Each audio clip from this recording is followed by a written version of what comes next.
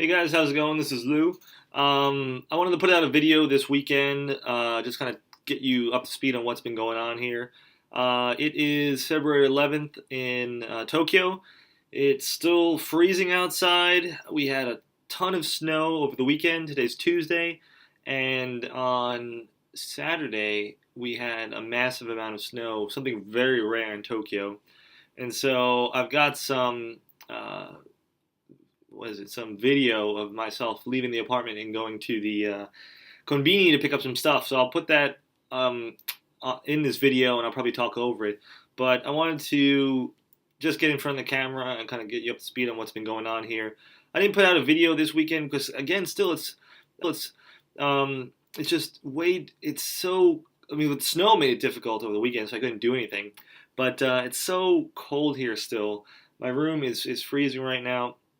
Doesn't help that I don't have any insulation or like heaters. I got the wall heater over here.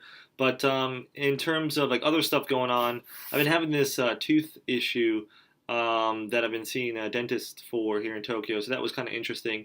And I'm kind of finding out that, the national health insurance is really good in Japan, but there are a lot of weak spots. And one of them is, unfortunately, I'm discovering the dental insurance. And what does that mean? And there's a lot of things that this national health insurance covers here in Japan: cleanings, certain types of treatments, X-rays, very very cheap. It's like, I don't know if it's called a copay, but whatever that is. But I had a dental crown put in about 7-8 years ago on one of my molars, and it's caused me a lot of trouble right now. And the dentist says, "Oh, we can. It looks like we just have to go in there and do a retreatment of the tooth. That's covered by the insurance." I'm like, "That's great." She's like, "Unfortunately, we got to break your current crown and put another one over there." I'm like, "Okay, so how much is this crown going to cost?" She's like, "Well, the metal crown is covered by insurance." I'm like, I don't really want a metal crown in my mouth. She's like, "Yeah, they're not very good metal, with your body. It's not healthy." I'm like, "Okay." She's like, "But if you want a ceramic crown, which is pretty standard in the U.S., she says it's not covered by insurance." And so I'm thinking like, oh, it's probably going to cost me like, it's going to hurt. It's going to cost like $500 to $800 U.S.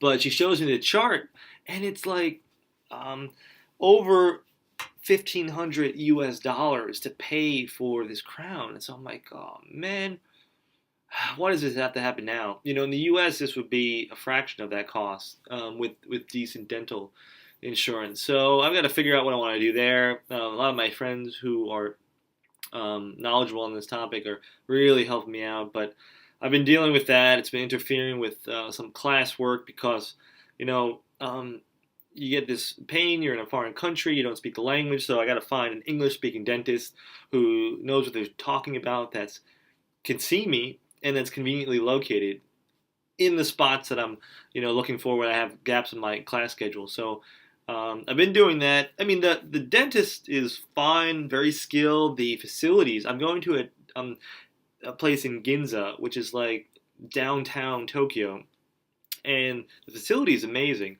state of the art. I mean, I've never seen a dental facility like this. However, I'm dealing with this silly thing with the insurance, so that's kind of bumming me out. But that's something I'm dealing with. Very real, kind of very sobering in terms of you think about the things that may occur to you, to your family, if you're living here in Japan. Medical, okay, dental, like medical, there are certain things that's covered, but this experience is making me wonder, what else isn't covered completely? Like, and I need to start doing more research on the medical side. Like, if I want to get a certain treatment for whatever reason, I'm very Americanized. I feel like, I opt for the specialist plan in the U.S. So if I've got an issue, I want to go see the best specialist within my means. I'm getting the sense that in Japan there are certain limits, and on the surface it's like, oh, this is great. We have national health insurance. Why don't other people go to national health insurance? And then it's like, well, we cover this, but this really nice treatment that is it would protect the aesthetics and the visuals of your teeth. It's not covered. So it's making me think a lot. Not all roses and sunshine when it comes to national health insurance. Besides that, things have been going well with other classes and whatnot. Um, Besides the snow, forcing me to stay indoors, I've had a lot more chance to kind of get out and hang out with friends, do English lessons on the side for family here in Nakano, and to really continue with the Japanese studying. One of the classes I find really interesting at Hitotsubashi is this one called Topics in Operations. And all the class is getting out of the university and traveling to different companies every Wednesday or every other Wednesday, and just to see what their operations are like. So, case in point, Toyota. If you know anything about Toyota, it's the fact that they have this thing called the Toyota Production System. They are fanatical about continuous improvement and this thing called just-in-time inventory. It's how they maintain their efficiency, their costs, all that MBA stuff. So we took a bus up to Sendai, which is northern Japan, and we just went to one of the Toyota factories. It was amazing to watch these people, on the assembly side of the operations, putting together cars like off the assembly line. It was like robots in human form working. I mean, they may have been robots. I don't know. Maybe they're covering up something. So that was really cool. We went out there. Tomorrow, we're going to go to the main station office in Tokyo Station, and we're going to go to the Shinkansen or the bullet train control room, and we're going to see how they manage the operations of the bullet trains. And to give you an idea of how cool that is, not only do I love bullet trains, but you've got to put yourself in the shoes of a Japanese person or people who take trains here in Japan.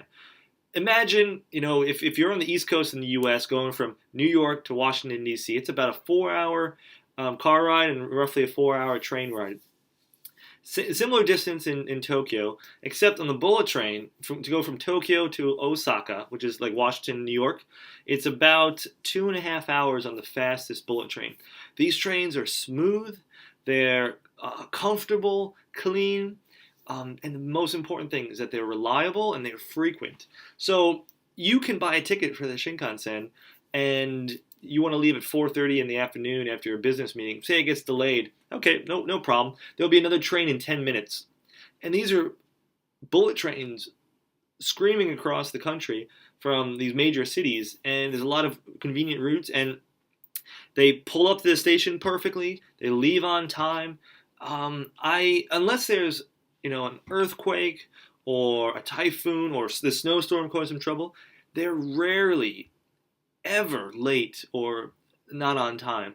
So how do you make this work if there is, what's the word I'm looking for?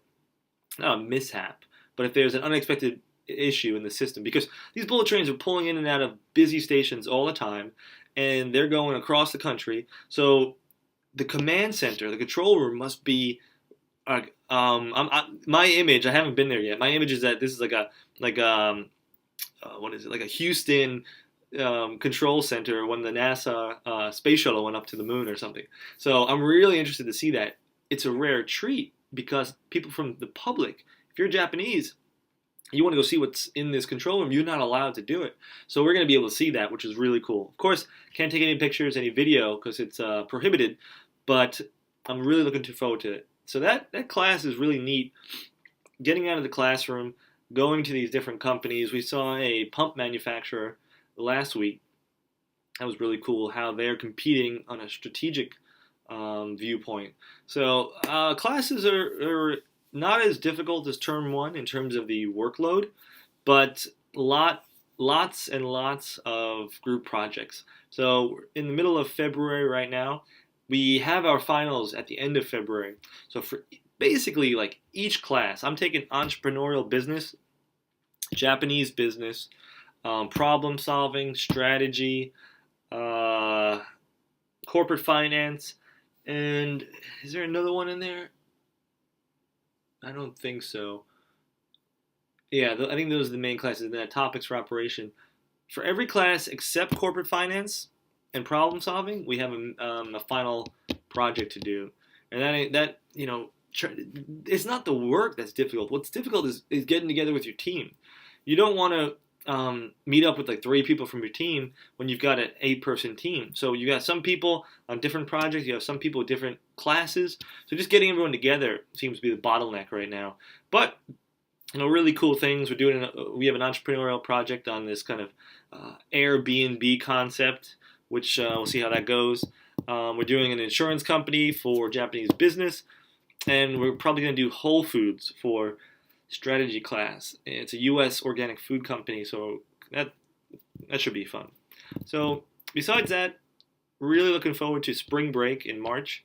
I'm going to be staying here in Tokyo, doing a Global Network Week, which is hosting other schools who come here for a week of class and show them around Tokyo. So I'll tell you some more details about that. And then to hit Japanese really hard, I'm going to be taking a 3-week intensive course to really ramp up my Japanese learning. So looking forward to that as well. But other than that, I'm just waiting for the weather here to get nicer and so I can get out and start walking. In March, I'm going to have a lot more content because I'm basically going to be taking Japanese lessons, walking around Tokyo, and doing a lot more kind of exploration. So I think that'll be a lot of fun. Stay tuned to that. Don't really have much else going on. It's kind of sucks in Japan in the wintertime. I mean, maybe if you're a salaryman or an office worker and you're in the office all day, then you come home and you have a couple of drinks and relax, it's okay. But walking from the house to the station, it's freezing. Then in your apartment, you don't want to turn on the heat because the electricity is expensive. So I'm jumping in the bath all the time just to warm up. It's my only refuge. So anyway, keep in touch. I know some of you guys have been sending me questions on people who are applying, and I hope I've been helpful in the past with some of those tips. But if you have specific questions on the MEC scholarship, what are we in? I think that due date is, I think that might be coming up in April, but I forget. I think the way the MEC scholarship works, I think you have to apply this year for next year. So we may have already missed the boat. But anyway, if you have questions, just shoot them to me. I'll get back to you. Take it easy, guys, and send your questions on things you'd like to see more of, and I'll try to do that. Anyway, good luck with applications, interviews, and everything with Hitotsubashi, and I'll talk to you guys soon. Bye.